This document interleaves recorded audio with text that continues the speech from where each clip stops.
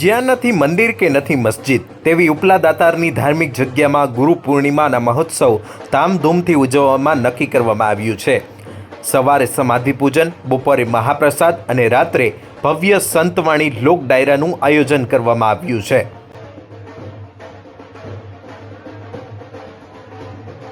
જૂનાગઢના ગિરિવર ગિરનારની સમીપ ઉભેલા ગરવા દાતારના પર્વત પર બિરાજમાન જમિયલસા દાતારની ધાર્મિક જગ્યામાં આગામી 21 તારીખ અને રવિવારના દિવસે ગુરુ પૂર્ણિમાનો મહોત્સવ ધામધૂમથી ઉજવવાનું નક્કી કરવામાં આવ્યું છે। કોમી એકતાના પ્રતીક્ષમાં આ ઉપલા દાતારની ધાર્મિક જગ્યાનો ઉજળો ઇતિહાસ પણ રહ્યો છે।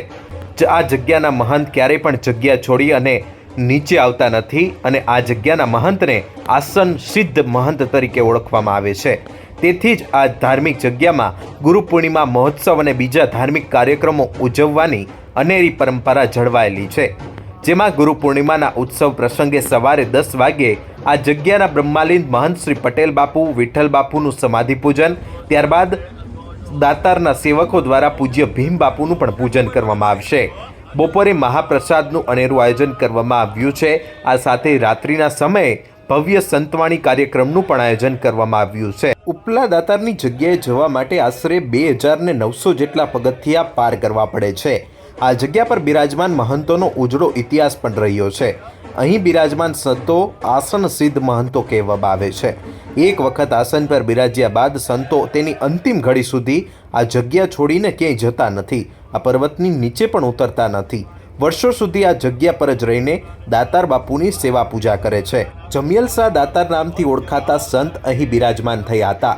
સંત જમિયલસા ઈરાનના તુસ શહેરના વતની હતા। પોતાના ગુરુના આદેશથી તેઓ રા માંડલિકના સમયમાં 1470ની આસપાસ જૂનાગઢ આવ્યા હતા। તેઓ ઉદાર અને ઓલિયા પુરુષ હતા। તેઓ હિન્દુ અને મુસ્લિમને સમાન ગણતા। આજે પણ તમામ ભક્તો દ્વારા આ પરંપરાને જાળવી રાખવામાં આવી છે। જૂનાગઢના નવાબ પણ આ જગ્યા માટે ખૂબ આસ્થા ધરાવતા હતા।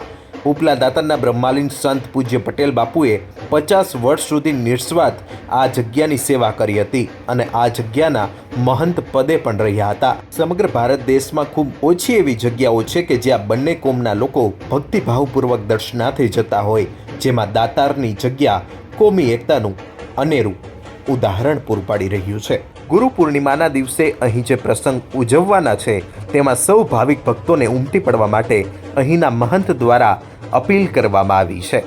આશિષ પરમાર, લોકલ 18, જૂનાગઢ।